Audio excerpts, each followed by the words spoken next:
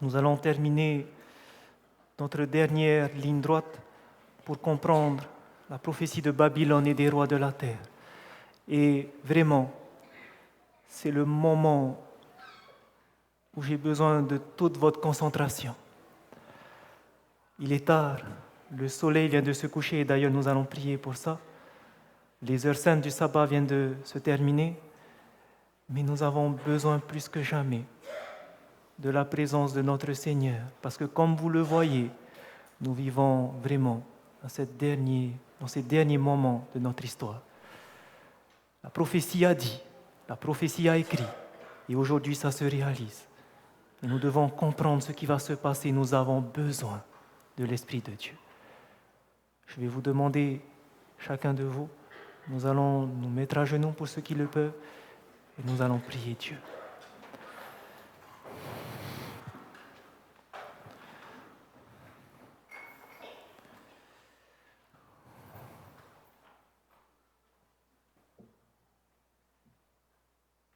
Ô Seigneur, notre Dieu, notre Père,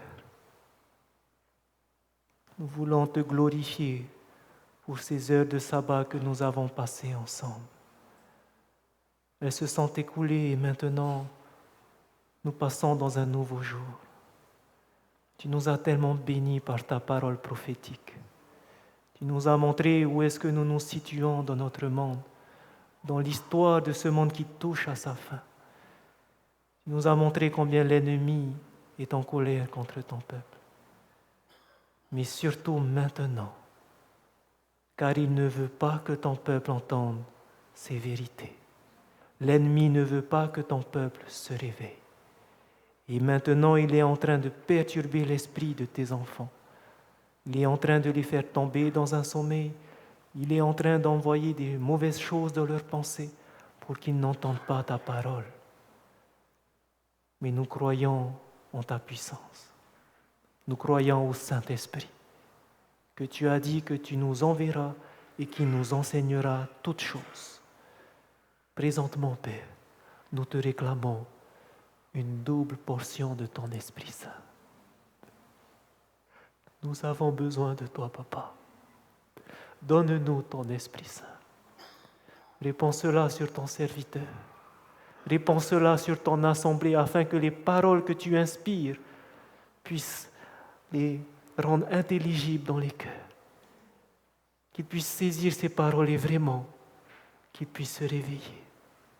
Ô Seigneur, entoure présentement tes anges de chacun de tes enfants. Campe autour de nous et dirige-nous dans ce dernier message. C'est notre prière. Nous voulons t'adresser en Jésus-Christ. Amen.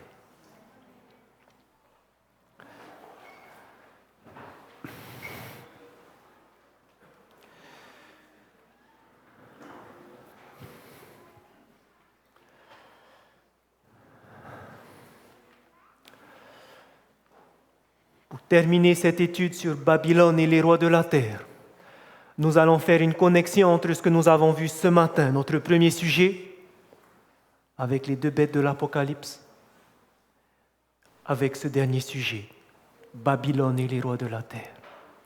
J'aimerais juste vous faire rappeler les questions que nous avons vues ce matin. Que représente la bête qui sort de la mer? La papauté. Que représente la bête qui monte de la terre? Les États-Unis d'Amérique.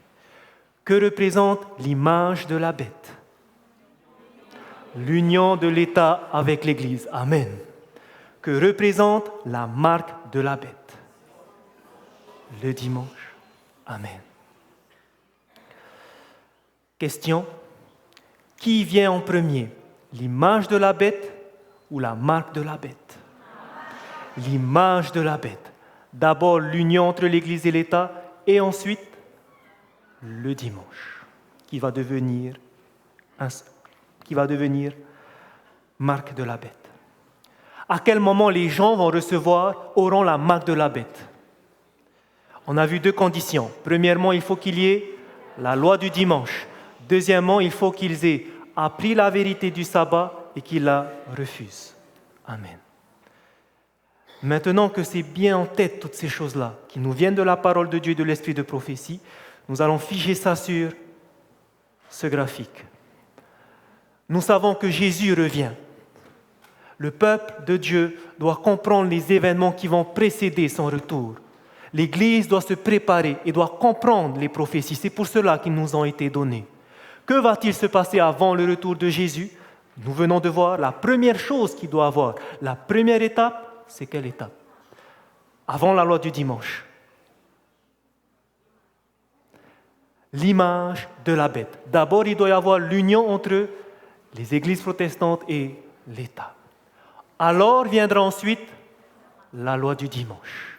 Et lorsque les gens, alors qu'ils ont reçu la connaissance sur le sabbat et qu'ils auront continué à repousser ces enseignements, ils recevront la marque de la bête. Ils pourront vivre tranquillement pendant un moment. Mais ceux qui refuseront la marque de la bête auront quoi? Qu'est-ce que nous avons vu ce matin?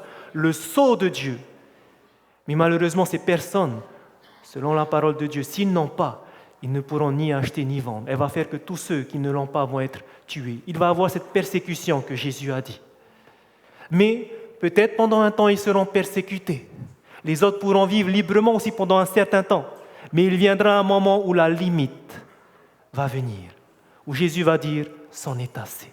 Et parce qu'il aura terminé son œuvre dans le ciel, lorsqu'il sortira, il rendra à chacun selon ses œuvres. Il déversera les 7 fléaux qui tomberont sur tous ceux qui auront cette marque de la bête. Mais ces fléaux protégeront son peuple parce qu'ils auront le sceau de Dieu. Et alors viendra Jésus sur les nuées et nous régnerons avec lui pendant 1000 ans. Cela, frères et sœurs, vous devez le comprendre et le connaître parce que Dieu nous l'a donné. Et nous avons vu ce matin, nous avons démontré que ça va se passer tel quel. Mais voici maintenant un détail important que nous ne devons pas rater. Voici la question. Puisque la première étape, c'est l'image de la bête, la question est, qui fera l'image de la bête? Qui fera l'image de la bête? Trouvons la réponse dans la parole de Dieu. Apocalypse chapitre 13.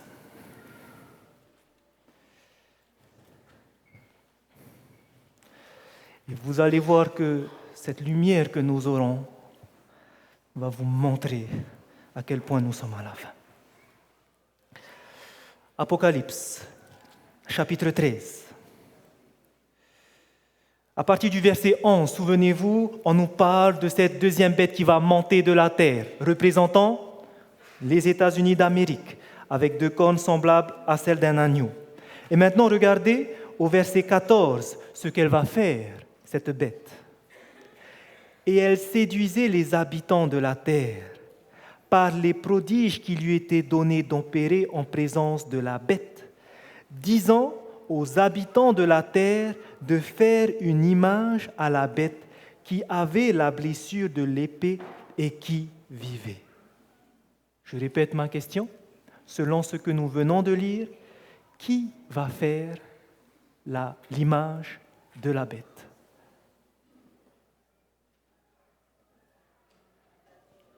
Les habitants de la terre. Amen. Verset 14.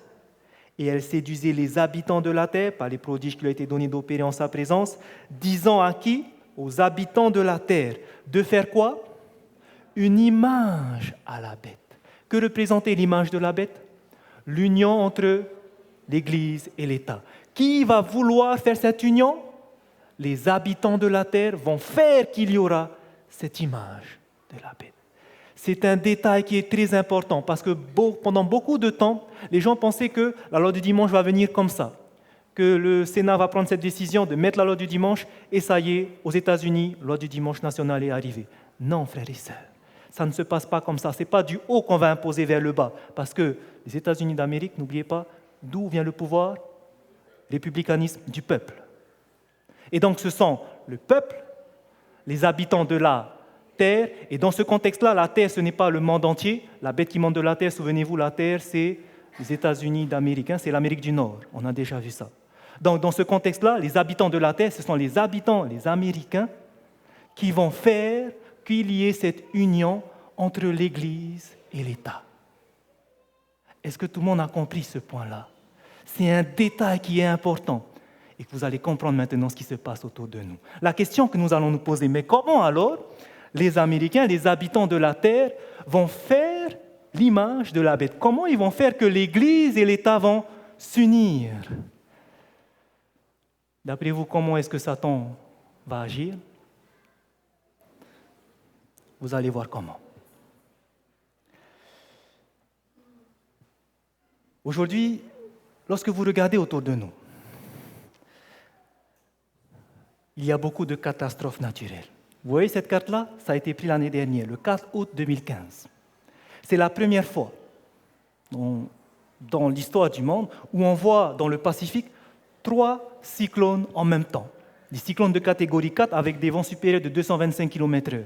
3 cyclones en même temps dans le Pacifique. C'était l'année dernière, le 4 août 2015. Du jamais vu. Du jamais vu. Et cette année, lorsque vous regardez les derniers mois qui sont arrivés, les catastrophes naturelles qui se sont enchaînées. Par exemple, en Chine, le 14 avril de cette année, il y a eu un séisme à Kyushu de magnitude 6,4. 2 jours après, la réplique est venue, mais encore plus fort, 7,3. Ça a fait plus de dégâts. 2 jours plus tard, ils ont encore été touchés. Ça, c'était au Japon, sur l'île de Kyushu. Pas longtemps après, donc ici, c'était le 16 août. Le 17 avril, le lendemain, c'était en Équateur, en Amérique centrale. Qu'est-ce qui se passe? Séisme, magnitude 7,8 sur l'échelle de Richter. Qu'est-ce qui s'est passé quelques jours plus tard? Là, on est le 17 avril. 3 jours plus tard, au Texas, à Houston, une pluie diluvienne, inondation. Qu'est-ce qui se passe 1 jour plus tard, le lendemain, en Inde? Inondation. 100 millions de personnes qui ont dû se déplacer. Qu'est-ce qui se passe quelques semaines plus tard, le 7 mai au Canada? Un incendie dévastateur. Incendie dévastateur. Maintenant, au sud du Canada, en Amérique, qu'est-ce qui s'est passé dans le Midwest, c'est-à-dire dans la moitié ouest de l'Amérique? Le 10 mai, 23 tornades dans toute cette moitié ouest. 23 tornades. C'était à Texas, Tennessee et Ohio. L'Ohio. Maintenant, la question que je vous pose. Comment explique-t-on toutes ces catastrophes climatiques? J'ai entendu. Le réchauffement climatique. Et les tremblements de terre, c'est dû aussi au réchauffement climatique? Inondation, ok, c'est à cause des pluies diluviennes, donc beaucoup d'évaporation, etc. Incendie, ok. Tornade, ok. Donc tous ces dérèglements climatiques, ok. Mais les tremblements de terre, est-ce que c'est aussi le réchauffement climatique? Oui. Voici un volcanologue, Bill McGuire, qui a écrit ce livre, Waking the Giant, et qui dit lui-même, il y a bien un lien, c'est un volcanologue, donc il étudie les volcans, il a bien un lien entre les changements climatiques brutals, tellement ça se fait rapidement, il y a un lien entre ces changements climatiques et les risques géologiques, c'est-à-dire les tremblements de terre, les séismes, qui peuvent engendrer d'énormes pertes humaines. Les scientifiques disent que tellement ça s'est réchauffé, tout ce cataclysme a fait que ça engendre aussi des tremblements de terre. C'est ce qu'ils disent. Donc tout ça est bien dû à un réchauffement climatique. Et d'ailleurs, en 2016, le mois de mars, la planète a connu le mois de mars le plus chaud jamais enregistré. La température ne fait que d'augmenter. C'est aussi le 11e mois consécutif où le record de température est battu, selon les météorologues de la NOAA. Ça veut dire quoi? Que ça fait 11 mois, chaque mois, il y a un record. Chaque mois, il y a un record. Chaque mois, il y a un record de température. Ça ne fait qu'augmenter les températures. Et le mois d'avril alors? Ça, c'était il y a 2 jours, le 18 mai. Sur le point, avril 2016 a battu tous les records de chaleur. Il s'agit du 12e mois consécutif au cours duquel un record de chaleur a été battu. Qu'est-ce que font les nations face à ça? Ils vont s'unir. L'année dernière, vous avez eu cette fameuse COP 21, où on a réuni les chefs d'État. Des décisions ont été prises, des mesures ont été prises. Il faut taxer tous les pays qui polluent. Qu'est-ce qu'ils vont faire? Ces derniers mois, justement, avec tous ces cataclysmes qu'il y a eu, ils ont accéléré l'acte qu'ils devaient signer, parce que là, ils ont proposé les solutions, mais il n'y avait aucune signature encore. Et comme vous savez, pourquoi il y a ces catastrophes? On a dit que c'est le réchauffement climatique. Et pourquoi il y a le réchauffement climatique? C'est à cause de ce que vous avez dû apprendre à l'école, l'effet de serre. Ça se réchauffe. Ça se réchauffe parce qu'il y a comme un manteau de gaz qui va garder la chaleur. Et qu'est-ce qui fait ce manteau de gaz? Ce sont les gaz à effet de serre, dont le plus polluant, le dioxyde de carbone. Qui est produit par qui? Qui est produit par l'homme, l'activité de l'homme. Et donc, tellement on pollue, tellement ça se réchauffe. Et donc, quelle est la décision qu'ils ont prise? C'est qu'ils vont taxer les plus grands pays pollueurs. Dans la Chine et les États-Unis sont le numéro 1 en pollueurs. Donc, on va taxer ces pays. Mais ça n'a pas encore été signé. Et voilà qu'avec les derniers événements qu'il y a eu pendant le mois d'avril, qu'est-ce qui s'est passé? Ils se sont réunis pour la signature. COP 21. 175 pays ont signé l'accord sur le climat, un record, c'était le 22 avril. Maintenant, on va signer parce que Ban Ki-moon a souhaité que les pays s'engagent dès vendredi à ratifier rapidement l'accord afin de faire comprendre au gouvernement et au monde des affaires qu'il est temps d'intensifier l'action sur le climat, car le temps presse. J'ai une question pour vous. Est-ce que les taxes, le fait de taxer ces pays vont résoudre le problème du réchauffement climatique? Non, non. D'autant plus que le monde est en crise économique et on va encore les taxer. Où est-ce qu'on va aller? Et regardez ce que des scientifiques ont trouvé. Regardez ce que les scientifiques ont trouvé. Ce sont des scientifiques des chercheurs du MIT, du Massachusetts Institute of Technology. Et voici ce qu'ils ont trouvé, la solution. Ils ont fait des recherches et ils ont étudié que si le monde s'arrêtait de travailler une fois par semaine, il est possible de réduire jusqu'à 15% les émissions annuelles par pays. Les émissions des gaz à effet de serre. Et la seule participante des pays les plus émetteurs, la Chine et les États-Unis, la seule participation de ces pays, les plus émetteurs en dioxyde de carbone, aura le plus grand impact sur le changement climatique. Donc, qu'est-ce qu'il faut? Il faut que la Chine, que les États-Unis maintenant se mettent à arrêter de travailler un jour, parce que là, ça résoudrait tous les problèmes. Malgré qu'il y a la crise économique, il suffit juste qu'un jour, on s'accorde tout le monde à fermer toutes les usines, et alors, 15% des émissions réduites. Qu'est-ce qu'ils vont dire, les hommes politiques?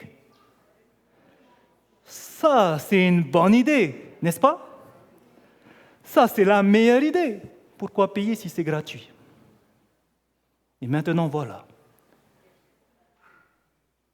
Comme vous le savez, l'année dernière, le 18 juin 2015, le pape François a sorti son encyclique sur l'environnement. Un encyclique, c'est quoi? C'est comme une lettre circulaire qu'on va envoyer dans toutes les églises catholiques.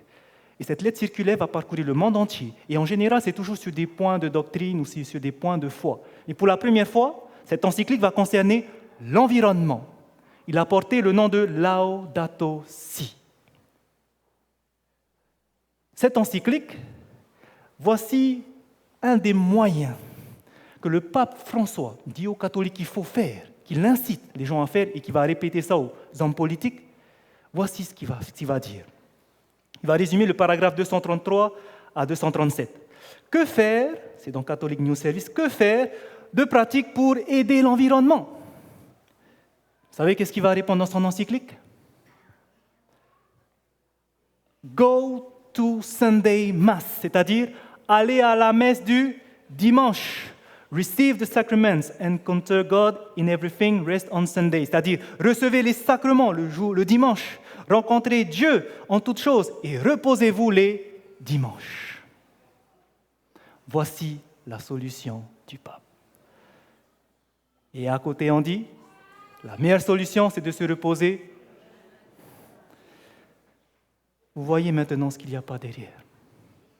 Et maintenant, je vais aller plus loin pour vous montrer que Satan est à l'œuvre dans notre monde. Frères et sœurs, il faut que vous voyiez cela. Je n'aime pas parler de cela, mais il faut que je le parle. Et vous verrez pourquoi tout à l'heure.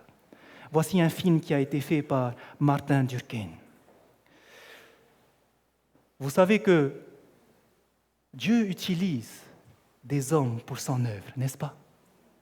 Il n'a pas utilisé des anges, il a utilisé des hommes. Vous savez que l'ennemi aussi va utiliser des hommes?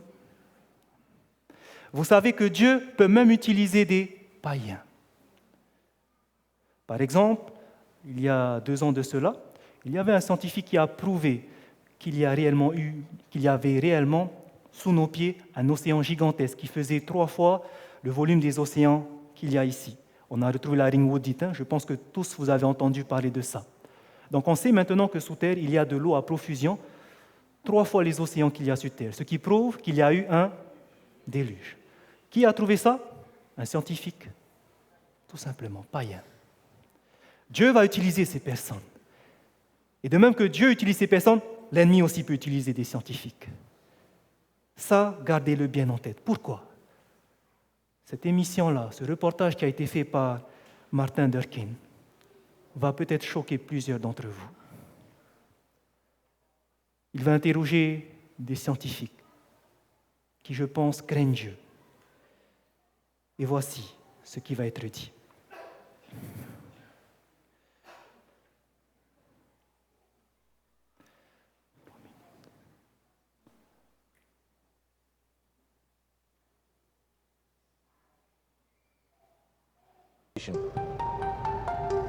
Je vais lire ce qui est sous-titré. En effet, comme la frénésie, de nombreux scientifiques expérimentés disent que les preuves scientifiques qui sont à la base de la théorie sont en train de s'effondrer.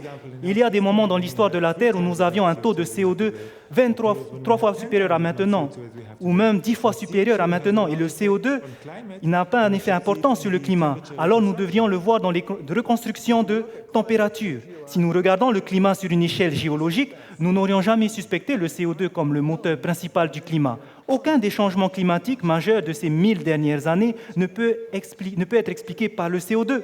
Nous ne pouvons pas dire que le CO2 dirige le climat. Cela ne s'est pas passé dans le passé. J'ai entendu dire souvent qu'il y a un consensus de plusieurs milliers au sujet du problème du réchauffement global et que l'homme est en train de provoquer un changement catastrophique dans le système climatique. Moi, je suis un scientifique et comme beaucoup d'autres, nous pensons que c'est tout simplement pas vrai. Le réchauffement global anthropique n'est aucun cas une théorie. Il est présenté aux médias avec le sceau de l'autorité d'une organisation internationale impressionnante. Le groupement international pour l'étude du climat, le GIEC, ou IPCC en anglais. L'IPCC, comme n'importe quel organe de l'ONU, est politique. Les conclusions finales sont guidées par la politique. L'affirmation selon laquelle l'IPCC serait présente pour 1500 ou 2500 des meilleurs scientifiques mondiaux, cette affirmation-là, quand vous regardez tout simplement la bibliographie des auteurs, et vous voyez que ce n'est simplement pas vrai. Il y a un grand nombre de non-scientifiques à l'intérieur. Quand ils disent qu'il y a jusqu'à 2500 scientifiques, ils parlent du nombre de reviewers, quelqu'un du gouvernement ou n'importe qui proche d'eux. Et personne parmi ceux que j'ai interrogés n'est d'accord. Beaucoup d'entre eux sont en désaccord. Les personnes sont spécialistes, mais qui sont en désaccord avec la polémique démissionnent. Il y a un certain nombre que je connais dans ce cas. Ils sont simplement mis sur la liste et font partie de ce consensus de 2500 meilleurs scientifiques mondiaux climatiques. Ces personnes ont décidé que vous devez convaincre d'autres personnes en disant que comme autres scientifiques ne rejettent la théorie, vous non plus, vous ne devrez pas rejeter cette théorie. À chaque fois que vous entendez cela en science, c'est de la pure propagande. Est-ce que vous avez compris ce qui s'est passé? Désolé, c'est parti très vite. Donc tout simplement, ici, ce sont des scientifiques. Dont certains, si vous avez regardé, ce sont des auteurs de l'IPCC, du GIEC en français, ce qui recrute plus de 2500 plus grands scientifiques du monde. Et voilà qu'en réalité, les 2500 scientifiques ne sont pas pour la plupart scientifiques. Et c'est eux qui sont en train d'éditer que le réchauffement climatique, c'est dû à quoi? CO2. Mais en réalité, ce n'est pas du tout ça. Ce n'est pas du tout ça. Et nous allons voir qu'est-ce que c'est alors. Voici les preuves pourquoi ils disent que ce n'est pas du tout ça. Lorsque vous allez regarder comment est-ce que le CO2 est produit, comment est-ce que l'homme a produit le CO2 au travers de l'activité humaine, les usines qui polluent. Vous êtes tous d'accord? OK. Regardez maintenant l'évolution de la température. À partir de 1880, où on enregistre les températures, jusqu'à l'an 2000. Savez-vous en quelle période on a commencé la révolution des machines? Où on a commencé à avoir beaucoup d'usines, tout ça. 1940, ok? Donc, après le boom économique, après la guerre. Donc là, ici, on a commencé à faire marcher les usines. Donc, quelque part, vers quel endroit on devrait avoir une augmentation de CO2? À cet endroit, après 1940. À quel endroit on devrait alors avoir une augmentation de la température? Après 1940. Or, qu'est-ce qui se passe après 1940? Les relevés de température nous montrent que non. Ça se refroidit. Il y a donc une contradiction. On ne peut pas dire que c'est l'activité humaine qui a commencé intensément à cet endroit-là qui fait qu'il y a production de CO2 et que ça réchauffe la planète. Pas du tout. Pas du tout. Par contre, si vous grossissez ces variations, voici ce que vous obtenez. Une courbe, tout à l'heure c'était la même courbe, mais on a lissé. Et donc voici comment le CO2 qui a été produit par l'homme varie. Il est vrai que depuis 1880, on a eu augmentation du CO2 et d'un coup, à partir de 1940, un pic qui monte. Okay? Donc il est vrai que depuis qu'on a utilisé les machines, il y a beaucoup plus de production de CO2. Maintenant, regardez bien que les variations ne suivent pas. Puisque là, alors que ça monte, c'est en train de diminuer. La question est de savoir pourquoi le CO2 que l'homme produit n'a pas alors d'impact sur les températures. Tout simplement, lorsque vous allez voir la quantité de CO2 qu'il y a dans l'air que nous respirons. Si vous prenez sur Terre, la quantité des gaz majoritaires, ce sont le diazote, 78%, le dioxygène, 21%, l'argon, 0,9%. Donc finalement, quels sont les deux plus gros gaz? En majorité, le diazote et le dioxygène. Et regardez où se trouve le dioxyde de carbone. En bas, à combien de pourcents? 0,03%. Dans l'air que vous respirez, seulement 0,03%. Une infime partie. Une infime partie. Si vous représentez ça sur un graphique, on voit bien en bleu le diazote, on voit en rouge le dioxygène, mais le CO2 en vert, presque rien. Presque rien. Et maintenant, on est en train de dire que c'est parce que l'homme a commencé à produire du CO2 que ça réchauffe. Mais maintenant, j'aimerais que vous regardiez sur ces 0,03%. Ce petit infime CO2 que nous avons dans la nature, que nous avons dans l'air, d'où est-ce que ça vient? Est-ce que tout cela vient de l'homme? Est-ce que c'est l'homme qui a produit tout ce CO2? Regardez bien.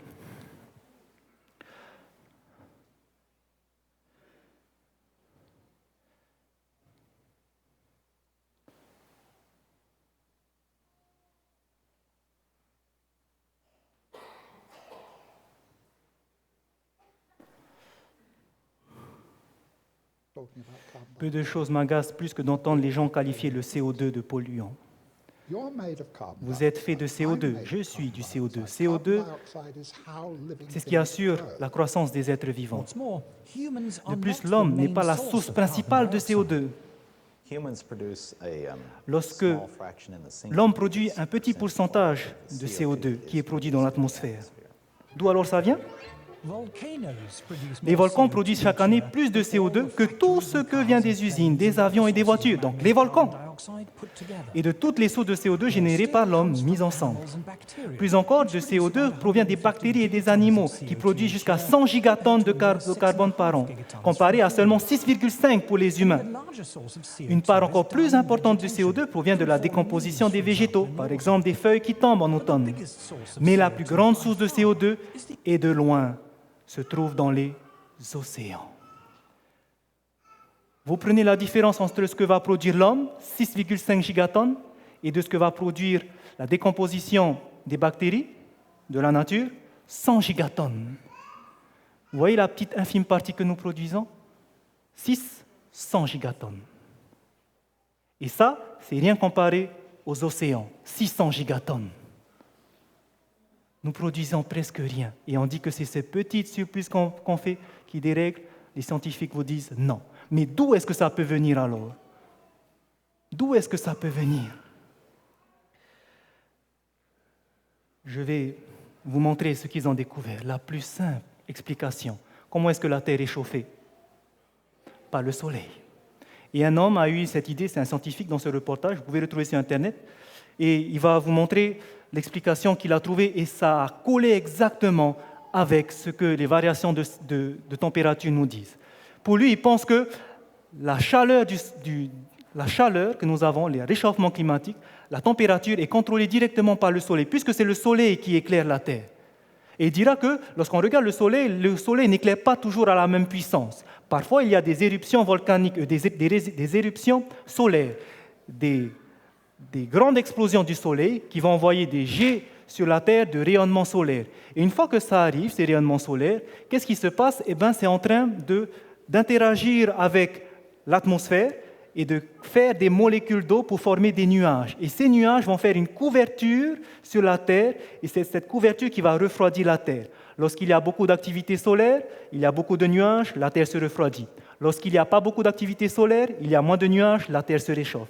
Cela est directement relié aux variations du rayonnement solaire. Et il va comparer ça avec les températures. Et qu'est-ce que vous remarquez ? Ça colle. Et il va voir sur les enregistrements encore plus loin, il va aller sur les 400 ans avant, où on a commencé à faire des relevés de température et astronomiques. Et voici que ça colle exactement. Et maintenant, la dernière question qui nous reste à répondre. Pardon, avant. Je n'ai pas mis la vidéo, mais il y a un moment où ils vont dire que la Terre actuellement, lorsqu'on regarde sa tendance, ce n'est pas une tendance à se réchauffer. Les dernières années nous montrent que la Terre a tendance à se refroidir. Pourquoi ? Maintenant, si la Terre a tendance à se refroidir, comment on explique alors les fentes de glace ? Parce que depuis ces dernières années, on vous montre énormément des chutes de blocs de glace qui se passent en Alaska. En Alaska, au Groenland, en Antarctique, en Arctique. Et regardez maintenant l'explication tout simple.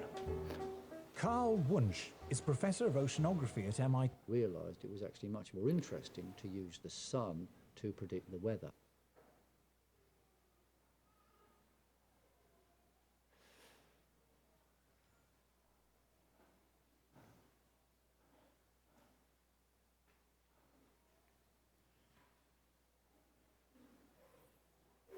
OK.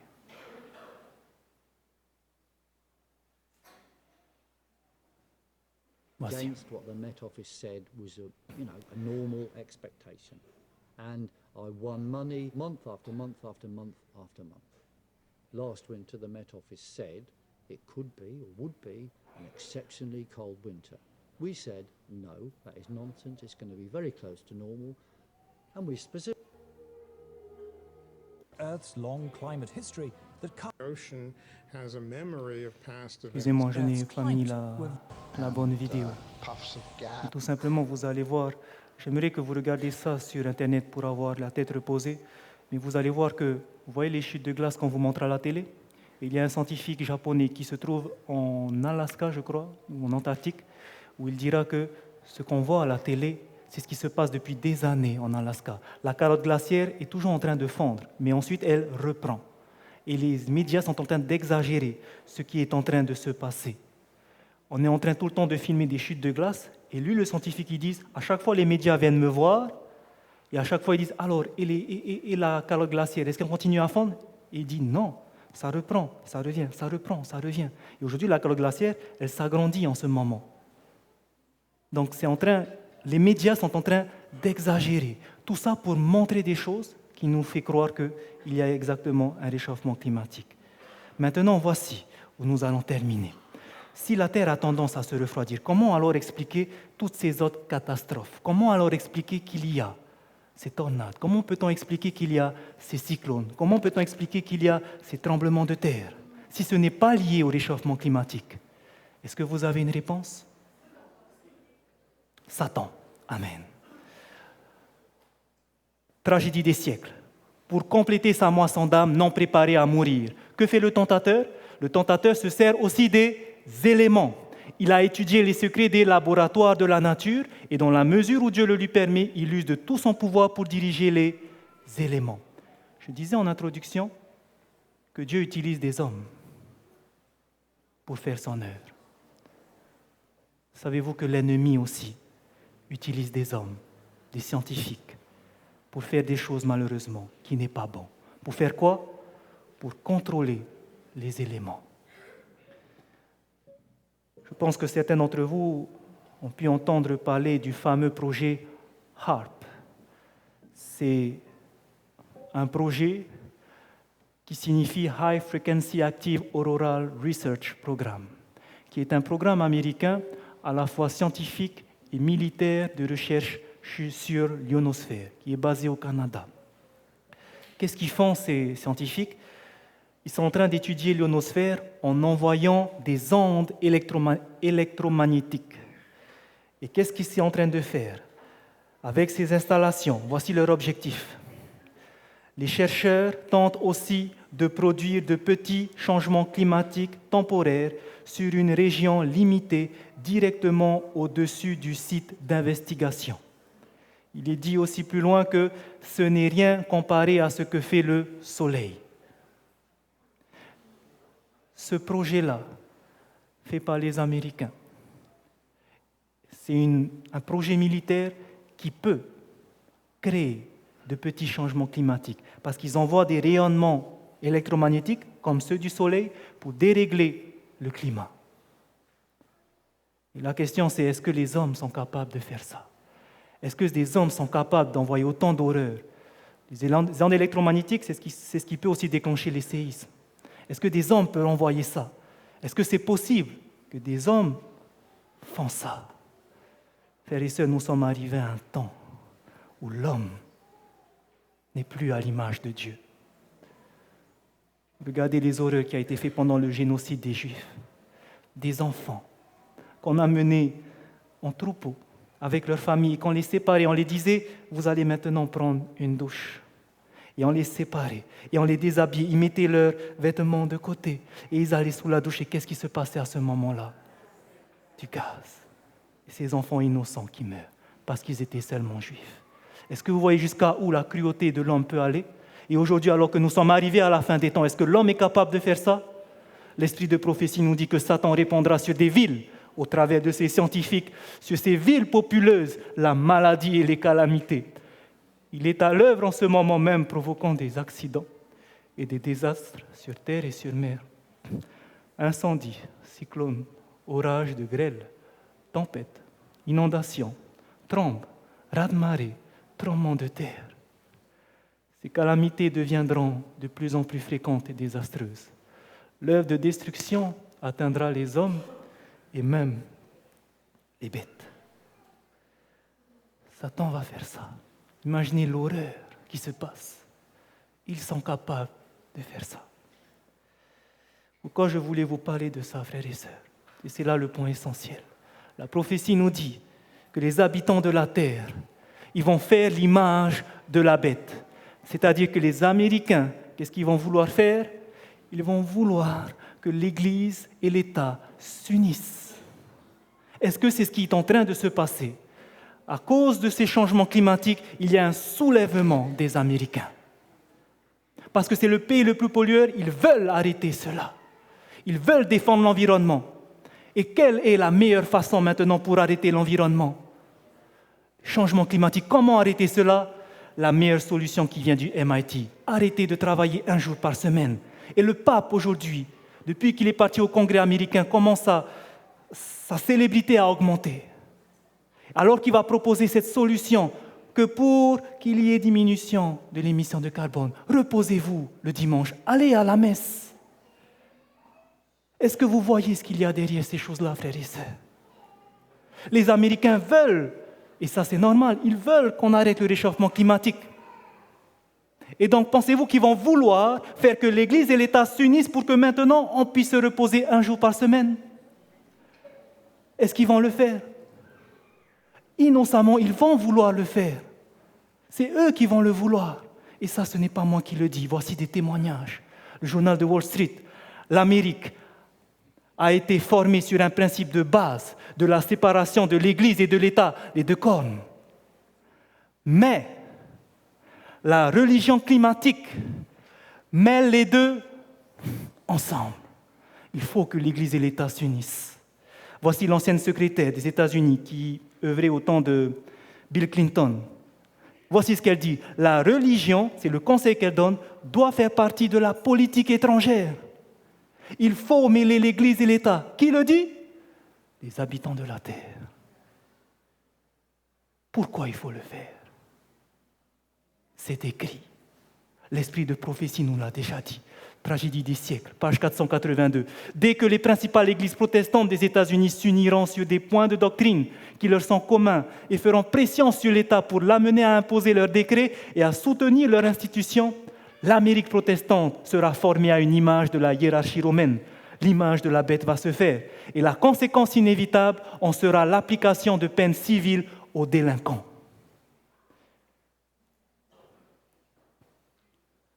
Est-ce que c'est possible qu'un jour, on puisse punir tous ceux qui ne veulent pas suivre le dimanche? Est-ce que c'est possible? Voici Lynch, Loretta, la procureure générale des États-Unis. Qu'est-ce qu'elle nous dit? 11 mars 2016, sur CNS News. Le procureur général des États-Unis, Loretta Lynch, a déclaré au comité judiciaire du Sénat de mercredi que non seulement elle a discuté de la possibilité de poursuites contre les actions civiles des soi-disant opposants du changement climatique, mais elle s'est référée au FBI pour considérer les critères pour lesquels nous pouvons engager la poursuite. Qu'est-ce qu'ils peuvent faire maintenant? Poursuivre tous ceux qui ne veulent pas contribuer à la diminution du réchauffement climatique. Qu'est-ce qui va se passer le jour où on va dire, où les Américains vont se lever et dire « Nous voulons maintenant que l'Église protestante fasse un décret pour qu'on se repose le dimanche parce que nous voulons que le réchauffement climatique s'arrête. » Qu'est-ce qu'ils vont faire? Le Sénat va voter ça, ça va passer. Et qu'est-ce qui va rester qui ne va pas suivre? Les adventistes. Et qu'est-ce qui va se passer pour eux? Est-ce que ça va arriver? Pour finir, tragédie des siècles, page 639. Pour finir, le grand séducteur persuadera les hommes que les serviteurs de Dieu sont la cause de tous ces maux. C'est-à-dire parce qu'il y aura encore ces catastrophes qui vont tomber, il y aura encore des cyclones, il y aura encore des incendies. Pourquoi? Pour finir, parce que ce sont les serviteurs de Dieu qui sont à la cause de cela. C'est à cause des serviteurs de Dieu que ça continue à tomber. Les 18 millions de personnes là, ils ne veulent pas arrêter de travailler. On continue à produire, c'est à cause de eux. Ceux qui auront provoqué le déplaisir du ciel attribueront tout leur malheur aux fidèles dont l'obéissance au commandement divin sera pour eux un continuel reproche. On prétendra que la violation du dimanche est une offense faite à Dieu, un péché attirant des calamités qui cesseront seulement quand tout le monde sera contraint d'observer ce jour. Frères et sœurs, est-ce que cela est en train de se passer?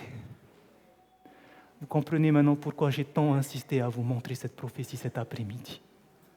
À tant comprendre en détail qui va faire l'image de la bête. Qu'est-ce que l'image de la bête? Qu'est-ce qu'il y a après?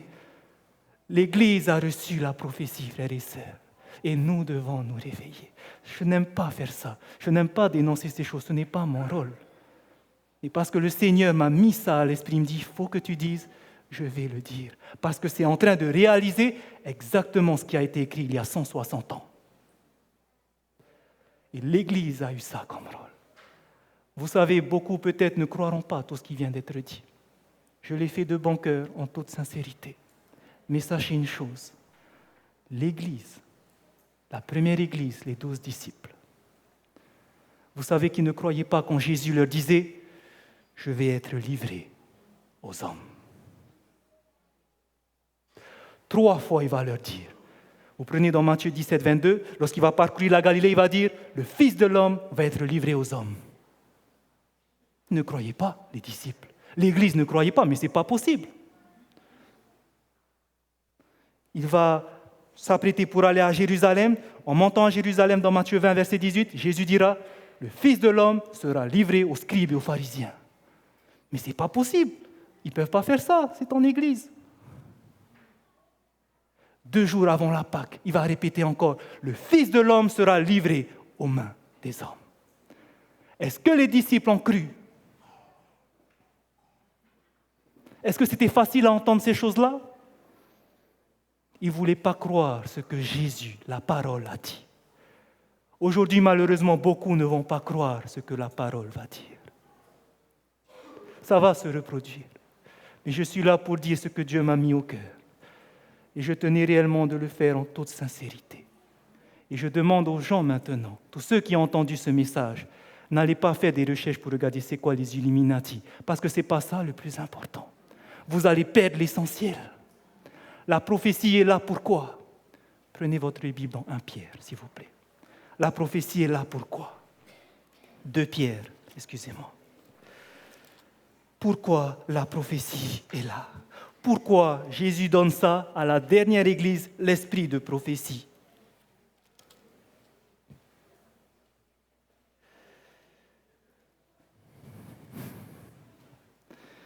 Vous aurez compris pourquoi cette journée, je n'ai parlé que des prophéties. Ça sera la dernière fois. Pourquoi c'était tellement important? Nous avons l'esprit de prophétie. Tout nous est écrit, tout se réalise. Et voici ce que nous dit 2 Pierre, chapitre 1, au verset 19. 2 Pierre, chapitre 1, le verset 19, il est écrit « Et nous tenons pour d'autant plus certaine la parole prophétique à laquelle vous faites bien de prêter attention, comme à une lampe qui brille dans un lieu obscur. » La parole prophétique est comparée comme à une lampe qui brille dans un lieu obscur. Nous vivons dans un temps d'obscurité. Quelle est la lampe que Dieu nous donne? La parole prophétique, les prophéties, l'esprit de prophétie. Pourquoi faire? Jusqu'à ce que le jour vienne à paraître. C'est quoi ce jour qui va venir à paraître, que l'Église attend? Le retour de Jésus. Jusqu'au retour de Jésus, quelle est notre lampe? La parole prophétique. Pour nous éclairer. Mais pas seulement pour nous éclairer, pas seulement pour nous réveiller, comme nous avons vu. Mais pourquoi, surtout, pourquoi nous réveiller? Pourquoi ça doit nous réveiller? Regardez la suite. Jusqu'à ce que le jour vienne apparaître et que l'étoile du matin se lève dans vos cœurs. Voici le but des prophéties. Ce n'est pas d'étudier pour voir tout ce qui se passe autour, d'être des experts en Illuminati, en franc-maçonnerie. Ce n'est pas ça le but. Si j'ai pris du temps pour le faire, ça, c'est pour vous montrer qu'on est réellement à la fin. C'est pour prendre au sérieux l'esprit de prophétie. Mais surtout pour vous montrer que maintenant, il est temps de se réveiller. Plus que jamais, il est temps de se réveiller. Nous avons vu ce matin que nous sommes arrivés à quelle trompette? La 7e trompette. Et qu'est-ce qui doit s'appliquer à la 7e trompette alors qu'il n'y a plus de temps, mais une chose doit venir. Jésus dira, l'ange puissant dira, maintenant, au son de la 7e trompette, le mystère de Dieu doit s'accomplir. Quel est ce mystère de Dieu qui doit s'accomplir dont a parlé les prophètes? Colossiens 1, verset 27. Christ, en vous, l'espérance de gloire. Le plus important, frères et sœurs, maintenant, c'est d'aller à Jésus-Christ. Il n'y a que lui qui peut changer votre cœur. Aujourd'hui, c'était que de l'information, mais le but, c'était que vous preniez conscience qu'on est arrivé à la fin. Tout se réalise. Tout a été écrit. Et nous sommes vraiment arrivés à la fin. L'image de la bête est en train de se former. Et la dernière étape qui reste, la marque de la bête. Nous sommes arrivés à la fin. Nous sommes arrivés à la fin. Et lorsqu'on voit toutes ces calamités qui sont en train de se faire, lorsque je vois ça, j'ai mal, en se disant que ce sont peut-être des hommes qui sont derrière et qui sont prêts à envoyer des calamités pour que le monde s'unisse pour cette loi du dimanche. Ça me fait mal au cœur. Et vous savez qu'on peut arrêter cela. L'Église peut arrêter cela. Nous pouvons hâter le retour de Jésus et que tout ça se termine. Nous le pouvons, à condition que nous nous réveillons et que nous faisons l'œuvre de Dieu. Nous le pouvons. Et le plus important, frères et sœurs, le plus important, ce qu'il faut faire maintenant, c'est que nous puissions avoir Christ en nous. C'est le plus important. Les chrétiens devraient se préparer à l'orage. C'est notre dernière citation. Les chrétiens devraient se préparer à l'orage qui va bientôt éclater sur le monde et les surprendre d'une manière terrifiante. Beaucoup seront surpris parce qu'ils n'auront pas eu cette lumière. Ils auront négligé cette lumière. Ils vont être surpris comme les disciples. Et pour cela, qu'est-ce qu'il faut faire pour ne pas être surpris? Il faut une étude approfondie de la parole de Dieu. Il faut une vie conforme à ses préceptes. Ce que Dieu veut, c'est un réveil et une réforme radicale. C'est ce que nous avons besoin aujourd'hui. Et la base, frères et sœurs, c'est que Christ soit en nous. À partir de demain soir, nous allons encore étudier comment est-ce que Christ peut être en nous, comment nous allons terminer l'œuvre. Le but de cette semaine, frères et sœurs, c'est qu'à la fin, vous sachiez comment Christ va demeurer en vous et qu'il n'en sortira plus jamais. Comment vous allez le faire? Tout ça parce que l'esprit de prophétie nous dit comment se préparer. Oui, il nous dit ce qui se passe, mais surtout le plus important, il nous dit comment être prêt. Et ça sera le but de cette semaine. Et je vous donne maintenant le secret et vous allez l'expérimenter. Le secret, c'est ce qu'on a demandé à tous les membres d'Église. Chaque soir, vous viendrez, vous entendrez des messages. Ces messages qui viennent de la part de Dieu. Mais cela, ce n'est pas seulement le fait de venir écouter. Vous avez maintenant votre part aussi à faire. Dieu n'agit pas tout seul, il agit en votre coopération. Et voici ce que nous vous demandons. Chaque matin, si vous avez compris tout ce qui a été dit, maintenant, levez-vous plus tôt que d'habitude. Et ceux qui n'ont pas l'habitude de méditer la parole, faites-le. Nous avons prévu pour vous un programme de lecture. Chaque matin, il y a ce livre merveilleux que l'Esprit de prophétie nous donne, Jésus-Christ. Ellen White nous dit dans le chapitre où on voit la visite de Pâques, le dernier paragraphe, elle nous dit que nous devrions passer chaque jour 1 heure dans la contemplation de la vie du Christ, surtout les dernières scènes, parce que plus on va regarder ces scènes, plus on va les imaginer, plus l'Esprit de Dieu va nous pénétrer, plus on va attirer vers la repentance, plus on va abandonner le péché. Et finalement, elle nous dit, nous serons sauvés. La solution, frères et sœurs, contemplez Jésus-Christ. Chaque matin, prenez votre foyer. Normalement, chaque ancien a dû prévenir les églises que nous devons avoir ce livret. Et à partir de demain matin, levez-vous tôt, ouvrez le livre Jésus-Christ, page chapitre 74, Gethsémane. Et pendant 1 heure, passez du temps à travers, lisez la parole, essayez d'imaginer. Vous allez voir qu'à la fin de ce séminaire, à la fin de cette semaine, la clé est dedans. Les clés sont entre vos mains. Maintenant, à vous de choisir. Est-ce que je vais sacrifier chaque soir à me coucher plus tôt, à rentrer, à ne pas regarder la télé, pour pouvoir me lever plus tôt et expérimenter ça avec mon Dieu. Est-ce que vous voulez prendre cet engagement ce soir? De demain matin, vous lever tôt, lire Jésus-Christ. Est-ce que vous voulez le faire ça? Je ne peux pas le faire à votre place. Chacun, nous devons expérimenter parce que c'est le moment. Et si c'est votre souhait, je vais vous demander de lever la main en signe d'acceptation. Oui, Seigneur, je vais le faire. Dieu est témoin maintenant. Vous levez la main parce que vous prenez position que c'est le moment de se préparer.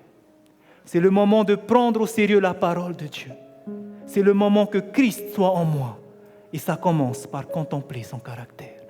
Et vous allez voir que vous allez transformer. L'Esprit va faire des miracles en vous. Et je vous demande de prendre au sérieux, rassembler votre famille parce que vous voulez que votre famille soit sauvée. Que chacun nous pouvons maintenant appliquer cela.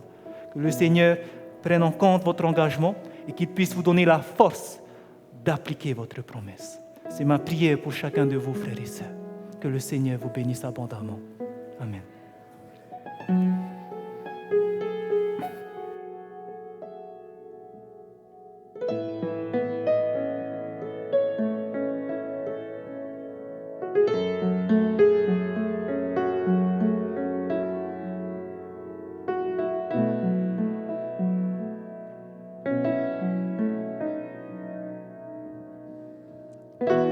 Je vais inviter l'Assemblée à se lever pour le dernier chant.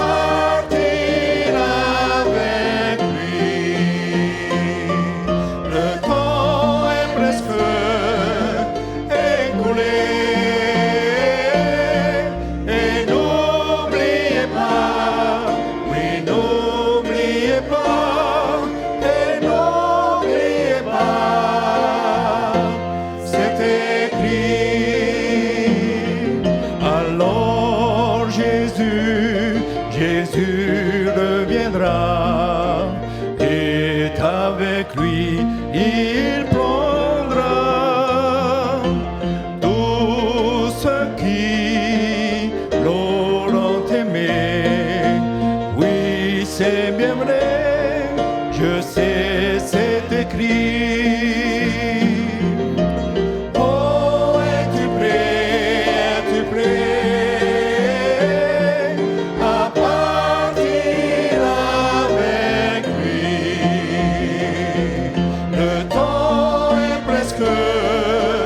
Écoulé et n'oubliez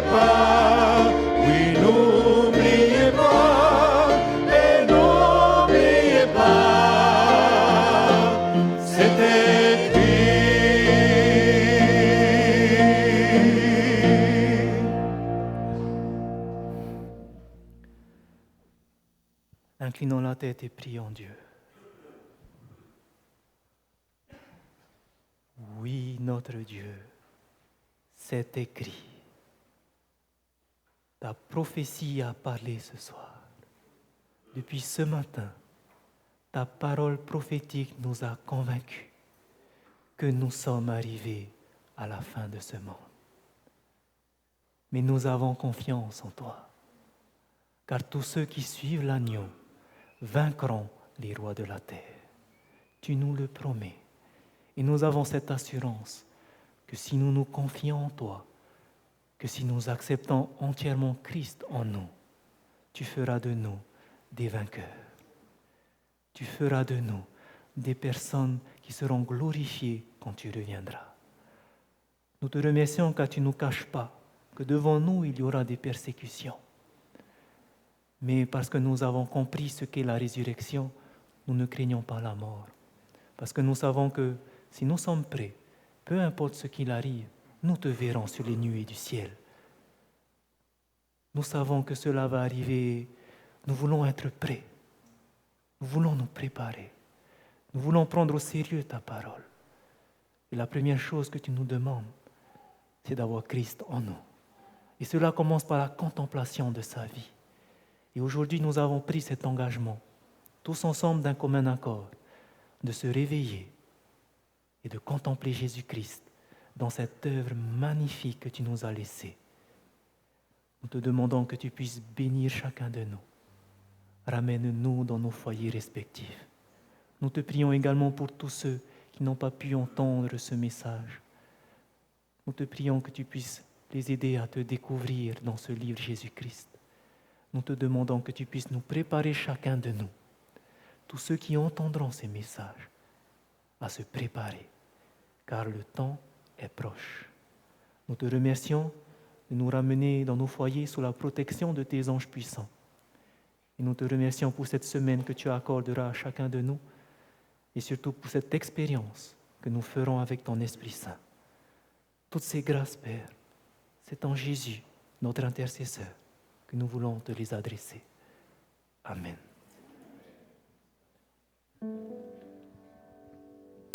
Et en nous, quelques annonces rapides. Donc,